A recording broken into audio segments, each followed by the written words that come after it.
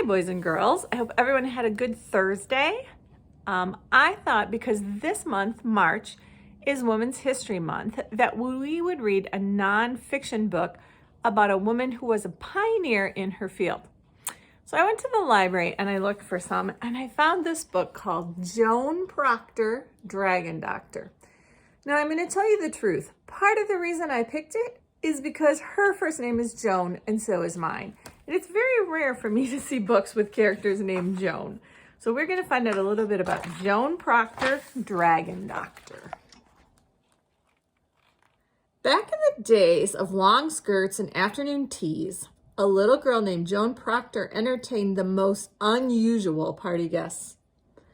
Slithery and scaly, they turned over teacups, they crawled past the crumpets. While other girls read stories about dragons and princesses, Joan read books about lizards and crocodiles. Instead of a favorite doll, a favorite lizard accompanied her wherever she went. Each day after school, Joan returned to her bedroom where she studied lizards, snakes, and turtles. She took careful notes, just like a scientist. And on the days Joan was too sick to attend school, tiny toes and eager eyes cheered her up. The reptiles were quiet and watchful, just like Joan.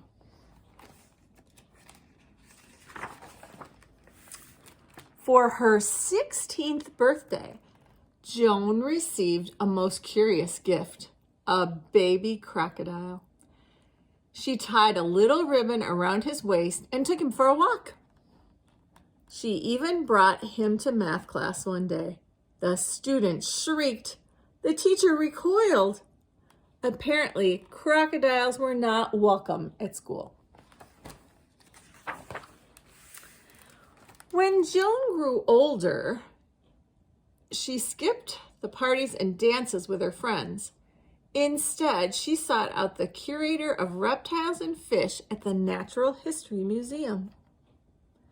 There, Joan and the curator talked snake scales, size, shape, texture, patterns, and even evolution.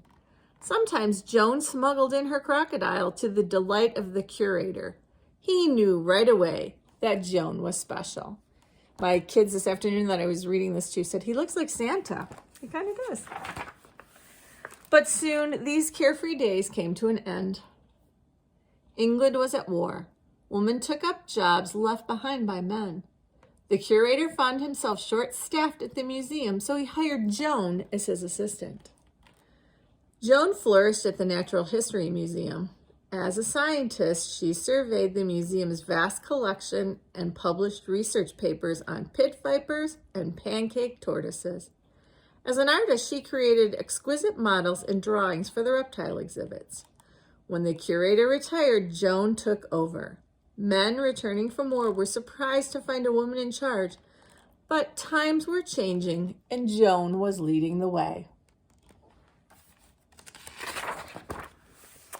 A few years later, the London Zoo decided to replace its old reptile house. The zoo director asked Joan to design a new home for the animals. Joan knew exactly how to keep reptiles happy. She added elaborate lighting and state-of-the-art heaters that provided hot spots to keep the cold-blooded animals warm. She brought in plants and created artwork that mimicked each animal's natural environment. That's the way we see zoos now, but a long time ago, they just had plain cages that they put the animals in. Joan took extra care designing one enclosure in particular. By this time, stories had emerged of a fierce man-eating lizard with a long forked tongue living on the faraway Indonesian island of Komodo. It was rumored to be 30 feet long, faster than a motor car, stronger than an ox. They called it the Komodo dragon. The stories didn't frighten Joan. She dreamed of studying dragons up close. On opening day of the new reptile house, visitors packed the zoo. They gawked at the geckos, they peered at the pythons, and they marveled at the monitors.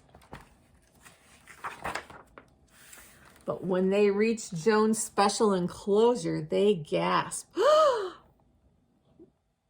2 7-foot-long lizards stared back at them. Real life dragons. Look at all the people.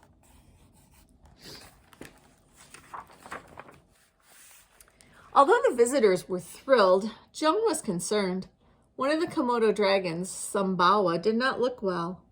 To the shock of the zoo's guests, Joan went in the cage.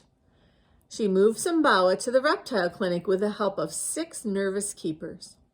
The dragon let Joan clean a sore in his mouth with no fuss at all. In fact, he thanked Joan by licking her face.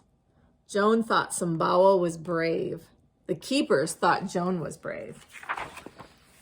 News of Joan and the Komodo dragon spread. Reporters flocked to the reptile house with questions. Had she ever been bitten? Was she afraid of the dragons? What kind of woman runs a reptile house? Joan wished the reporters would ask about the animals instead. Joan cared for each and every creature in the reptile house. From daily health checks to delicate surgery, her dedication and talent could not be matched. Scientists all over the world read about Joan's research, her clinical skills, and the success of her new reptile house. She became an international sensation. Joan's passion for reptiles never waned. For the rest of her life, she could be found walking or riding through the zoo with Sumbawa at her side. There she is right there. I am not really sure why she's in a wheelchair. And just like that, when she was a little girl, Joan often hosted children's tea parties at the reptile house with her scaly friends. Sumbawa was the guest of honor. And here's an actual picture of Joan when she was a little girl. And here's an actual picture of her as a grown-up. I hope you enjoyed that story. Good night, boys and girls.